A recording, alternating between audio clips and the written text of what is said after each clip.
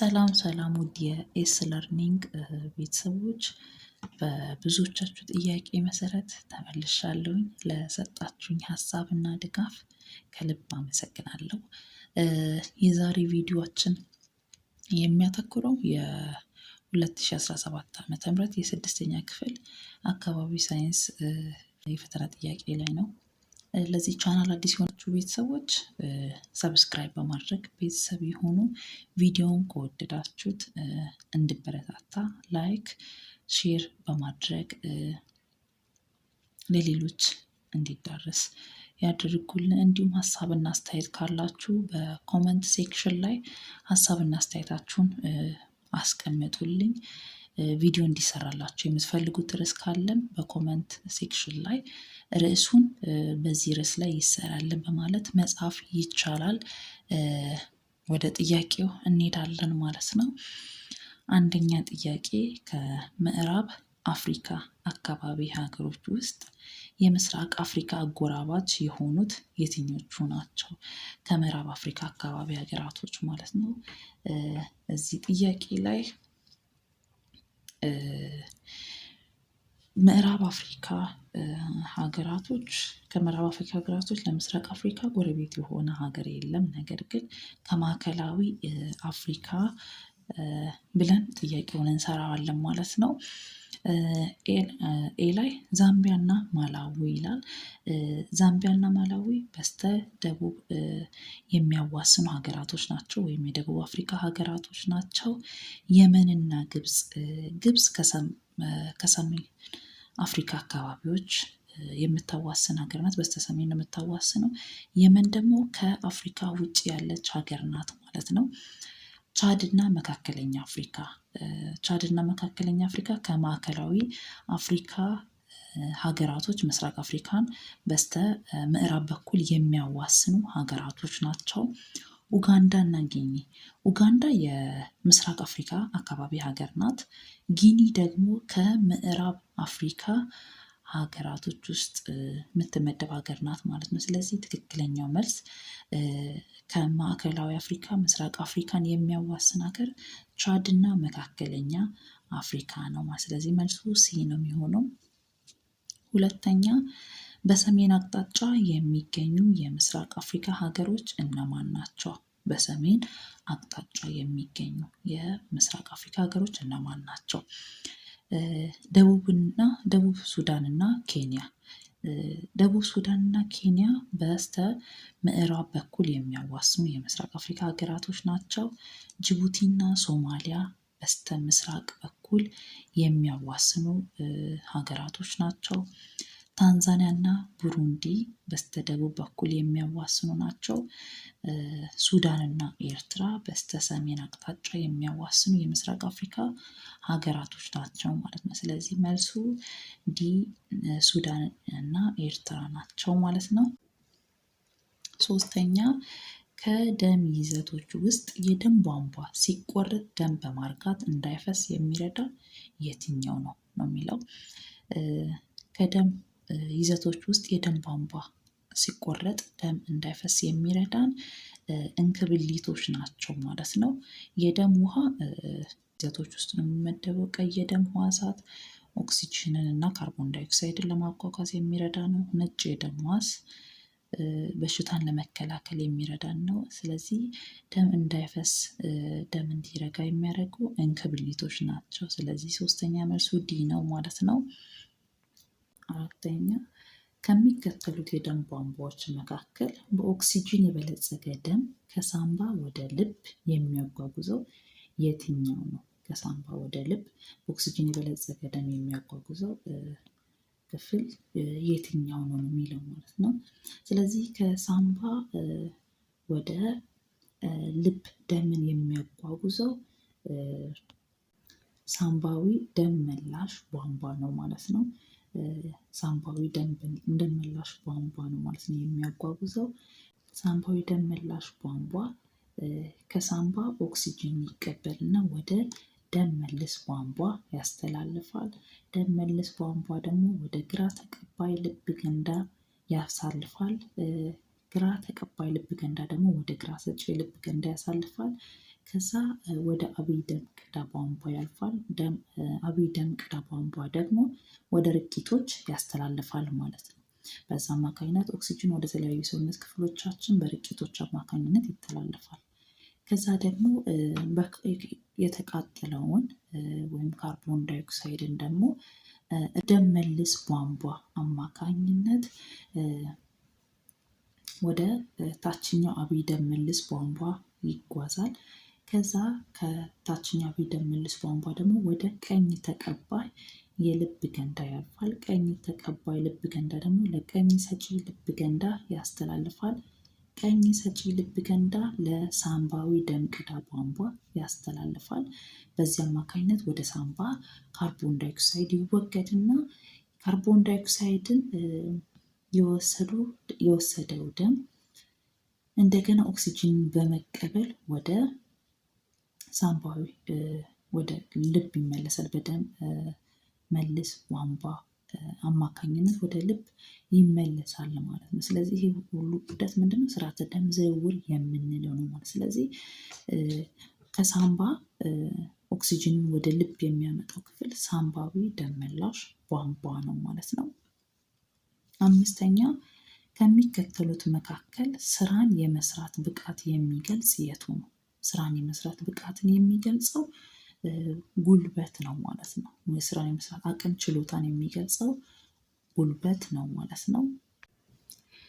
እሺ ስድስተኛ ከሚከተሉት መካከል የጉልበት ምንጭ ያልሆነው የቱ ነው? የጉልበት ምንጭ ያልሆነው ኤ አፈር፣ ቢ የእንጨት ከሰል፣ ሲ ንፋስ፣ ዲ ውሃ። ከአፈር ውጪ ሁሉም የጉልበት ምንጮች ናቸው ማለት። ስለዚህ የጉልበት ምንጭ ያልሆነው አፈር ነው ማለት ነው። እሺ ሰባተኛ ከሚከተሉት መካከል የጉልበት ጥቅም የሚገልጸው የቱ ነው? የጉልበትን ጥቅም የሚገልጸው የቱ ነው? ኤ መቀመጥ፣ ቢ ኳስ መጫወት፣ ሲ መተኛት፣ ዲ እንቅስቃሴ ማቆም። ከኳስ መጫወት ውጭ ሁሉም ጉልበትን የሚፈልጉ አይደሉም ማለት ነው። ስለዚህ መልሱ ቢ ኳስ መጫወት ነው የጉልበትን ጥቅም የሚገልጸው። ስምንተኛ ከፋብሪካ ውስጥ የሚወጣ ጭስ ተጽዕኖ የሆነው የትኛው ነው? ከፋብሪካ ውስጥ የሚወጣ ጭስ ተጽዕኖ የሆነው የቱ ነው? ኤ የአካባቢን አየር ተስማሚ ማድረግ፣ ቢ ንጹህ ውሃ ማስገኘት፣ ሲ የአካባቢ ሙቀት መቀነስ፣ ዲ የአካባቢ አየር መበከል። ስለዚህ ከፋብሪካ የሚወጣ ጭስ ተጽዕኖ የሆነው ምንድነው? የአካባቢ አየር መበከል ነው ማለት ነው። ስለዚህ ስምንተኛ ዲ ነው ማለት ነው። ዘጠነኛ ከሚከተሉት ምርጫዎች መካከል ቀላል ማሽን የያዘው የቱ ነው? ቀላል ማሽን የያዘው የቱ ነው? ኤ ሽብልቅና ፑሊ፣ ቢ በከራና ሬዲዮ፣ ሲ ስክሪውና የባትሪ ድንጋይ፣ ዲ ዘንባይ ወለልና መጽሐፍ። ቀላል ማሽንን የያዘው ከነዚህ ውስጥ ኤ ሽብልቅና ፑሊ ነው ማለት ነው። ሽብልቅ፣ ፑሊ፣ ዘንባይ ወለልና በከራ ቀላል ማሽን ናቸው። ሬዲዮ፣ መጽሐፍ፣ ስክሪው እና ባትሪ ደግሞ ቀላል ማሽን አይደሉም ማለት ነው። አስረኛ የምስራቅ አፍሪካ በረሃማና ከፊል በረሃማ አካባቢዎች የሙቀት መጠን በአማካይ ምን ያህል ነው? የምስራቅ አፍሪካ በረሃማና ከፊል በረሃማ አካባቢዎች የሙቀት መጠን ምን ያህል ነው? ኤ 27 ዲግሪ ሴንቲግሬድ እስከ 37 ዲግሪ ሴንቲግሬድ፣ ቢ 35 ዲግሪ ሴንቲግሬድ እስከ 38 ዲግሪ ሴንቲግሬድ፣ ሲ 57 ዲግሪ ሴንቲግሬድ እስከ 67 ዲግሪ ሴንቲግሬድ፣ ዲ 10 ዲግሪ ሴንቲግሬድ እስከ 18 ዲግሪ ሴንቲግሬድ። ስለዚህ የምስራቅ አፍሪካ በረሃማ ከፊል በረሃማ አካባቢዎች የሙቀት መጠን ቢ 35 ዲግሪ ሴንቲግሬድ እስከ 38 ዲግሪ ሴንቲግሬድ ነው የሚሆነው ማለት ነው። 11ኛ ከሚከተሉት የተፈጥሮ ሀብቶች መካከል ከመጠን በላይ በመጠቀም ሙሉ በሙሉ ሊያልቅ የሚችለው የት ነው? ከመጠን በላይ ስንጠቀማቸው ሙሉ በሙሉ ሊያልቅ የሚችለው የትኛው ነው? ኤ ፀሐይ፣ ቢ ውሃ፣ ሲ ማዕድን፣ ዲ አፈር። ከነዚህ ውስጥ ብንጠቀማቸው ሙሉ በሙሉ ሊያልቅ የሚችለው ወይም የማይታደስ የተፈጥሮ ሀብት ሲ ማዕድን ነው ማለት ነው። ስለዚህ 11ኛ መልስ ሲ ነው። 12ኛ የምስራቅ አፍሪካ የውሃ ሀብት አጠቃቀም ተግዳሮት ያልሆነው የቱ ነው? የምስራቅ አፍሪካ የውሃ ሀብት አጠቃቀም ተግዳሮት ያልሆነው የቱ ነው? ኤ የውሃ ብክለት፣ ይሄ ተግዳሮቱ ነው። ቢ የውሃ ብክነት፣ ይሄኛውም የውሃ ሀብት አጠቃቀም ተግዳሮት ነው።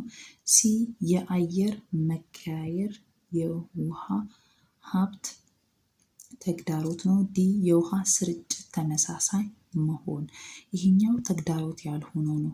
ምክንያቱም የውሃ ስርጭት ተመሳሳይ አለመሆን ነው ተግዳሮቱ ላይ ማለት ነው። ስለዚህ ዲ ነው ማለት ነው ተግዳሮትን የማይገልጸው።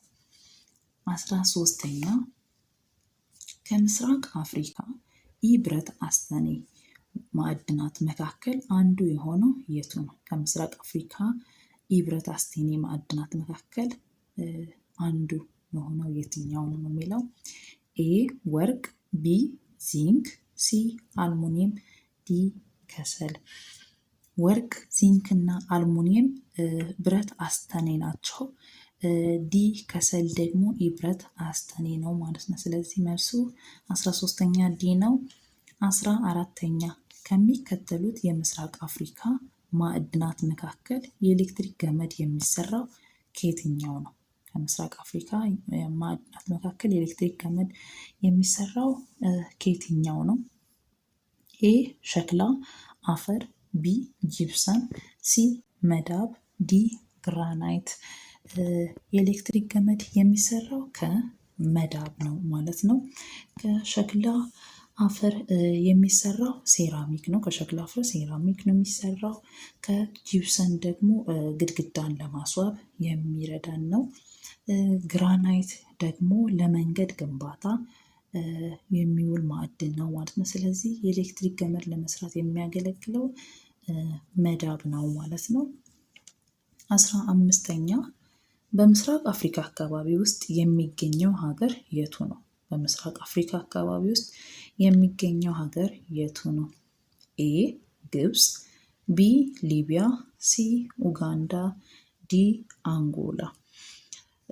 ምስራቅ አፍሪካ አካባቢ ሀገር ውስጥ የሚገኘው ሲ ኡጋንዳ ናት ማለት ነው።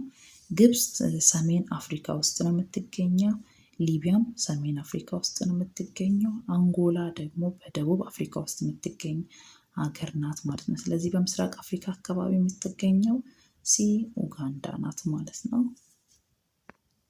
16ኛ ታዋቂ የተፈጥሮ ቅርሶች መካከል በታንዛኒያ ሀገር የሚገኝ ቅርስ 16ኛ ታዋቂ የተፈጥሮ ቅርሶች መካከል በታንዛኒያ ሀገር የሚገኝ ቅርስ የትኛው ነው? ኤ የአክሱም ሐውልት፣ ቢ ሰረንጌቲ ፓርክ፣ ሲ የኮንሶ እርከን፣ ዲ ክዊን ኤልዛቤዝ ፓርክ። የአክሱም ሐውልት በኢትዮጵያ የሚገኝ ሰው ሰራሽ ቅርስ ነው። የኮንሶ እርከን በኢትዮጵያ ውስጥ የሚገኝ ቅርስ ነው። ክዊን ኤልዛቤት በኡጋንዳ ሀገር የሚገኝ ብሔራዊ ፓርክ ነው። ስለዚህ በታንዛኒያ ሀገር የሚገኘው ሰረንጌቲ ብሔራዊ ፓርክ ነው ማለት ነው። ስለዚህ መልሱ ቢ ነው የሚሆነው ማለት ነው። 17ኛ የአሩሻና ክሊማንጃሮ አካባቢዎችን አየር ንብረት የሚገልጸው የትኛው ነው? የአሩሻና ክሊማንጃሮ አካባቢዎችን አየር ንብረት የሚገልጸው የትኛው ነው? ኤ መካከለኛ ነፋስ፣ ቢ ከፍተኛ የደመና ሽፋን፣ ሲ ከፍተኛ የዝናብ መጠን፣ ዲ ከፍተኛና ተደጋጋሚ ድርቅ መከሰት። ስለዚህ የአሩሻና ኪሊማንጃሮ አካባቢዎችን የአየር ንብረት የሚገልጸው ሲ ከፍተኛ የዝናብ መጠን ነው ማለት ነው። የኪሊማንጃሮ ተራራና የአሩሻ አካባቢዎች ከፍተኛ ቦታዎች ስለሆኑ ከፍታ ያላቸው በመሆኑ ቀዝቃዛ አየርና ከፍተኛ የዝናብ መጠን ያላቸው አካባቢዎች ናቸው ማለት ነው። ስለዚህ መልሱ ሲ ነው የሚሆነው። 18ኛ በሱዳን ውስጥ በተደጋጋሚ የሚከሰት ከፍተኛ ድርቅ የት ቦታ ነው? በሱዳን ውስጥ በተደጋጋሚ የሚከሰት ከፍተኛ ድርቅ የት ቦታ ነው? ኤ ሸበሌ ሁሴ፣ ቢ ሰሜን ዳርፉር፣ ሲ አሩሻ፣ ዲ ካቦንጊ። በሱዳን ውስጥ በተደጋጋሚ ድርቅ የሚከሰትበት አካባቢ ቢ ሰሜን ዳርፉር ነው ማለት ነው። ቢ ሰሜን ዳርፉር ነው። ሸበሌ ሁሴ በሶማሊያ ሀገር የሚከሰት ነው። አሩሻ ደግሞ በታንዛኒያ ሀገር የሚከሰት ነው።